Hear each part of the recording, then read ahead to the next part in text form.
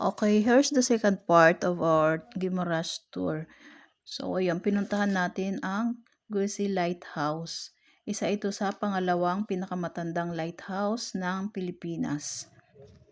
Ayan guys, ano na siya, ruined na siya. Parang hindi na siya ginagamit. Siyempre, ano na siya, matandang matanda na, tapos mahina na rin ang kanyang pundasyon.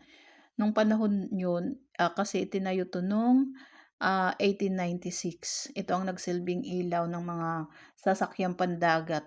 Ayun. O diba? Tapos sa baba nito guys, maraming beach dyan. Maglakad ka lang, pababa mga 5 minutes walk. Maraming mga beaches dyan, may mga tindahan, may mga souvenirs. Ayan, ang ganda ng dagat. O, napakalinaw ng dagat dito. So, ayan, kasi nandito kami sa taas. So, makikita mo talaga sa baba yung itsura ng mga beaches. Ayan, ang presko dito dahil ang lakas ng hangin. So, ayan guys, napapaligiran talaga siya ng puro dagat talaga. Mga gusto niyo yung mga mahaba. Mapalagay, sarapan. Siguro ang lalim dyan. Dyan po yung malalim. Malalim talaga yan. Napang-rinse mo ba?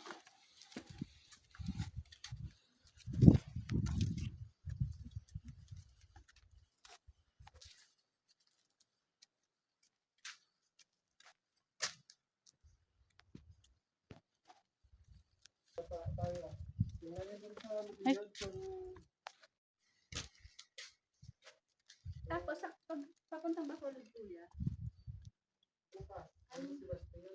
Si Basti. Anong port din yun? Ganon. Tapos na natin maikot, so lilipat naman tayo. Ayan guys, after naman natin sa lighthouse, dito naman tayo sa Alubihod Cove. Ayan, isang beach to dito sa Guimaras na maganda siya. Ang ganda niya, white sand siya. Pero medyo malayo siya from lighthouse. Parang mga nasa 30 minutes. Ganon. Or lampas pa. Kasi yung mga talaga dito, mga pasyalan, ang lalayo ng distansya. Kaya kung mag-isa ka lang, much better na mag-single motor ka na lang. Or pag dalawa kayo, tricycle kasi yun talaga ang service dito.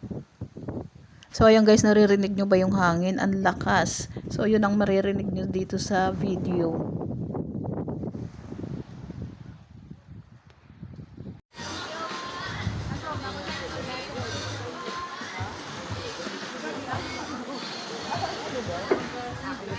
So karamihan talaga ng mga pumupunta dito sa Alubihod ay mga foreigner. Yun ang mga nakita namin. Tapos yun, kasi nga ang ganda ng nila dito, ng accommodation. Kaya kung gusto mong komportable yung pagpunta mo dito, maganda dito mag-check-in sa Alubihod.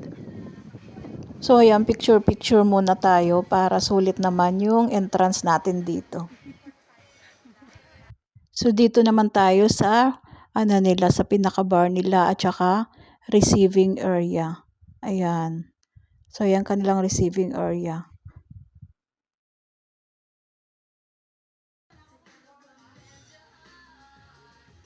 Tingnan nyo guys, natuwa ako dito sa mga pailaw nila dito sa ceiling nila. Oh, ang ganda. Oh, parang napaka-native talaga.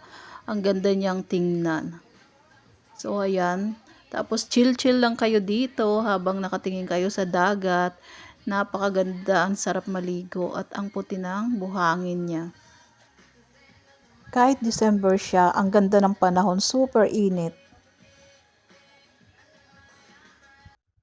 Pero hindi rin kami nakapag-stay dito. Nag-picture-picture lang kami. Pero pagpasok mo, magbabayad ka rin ng entrance. Pwede ka naman maligo.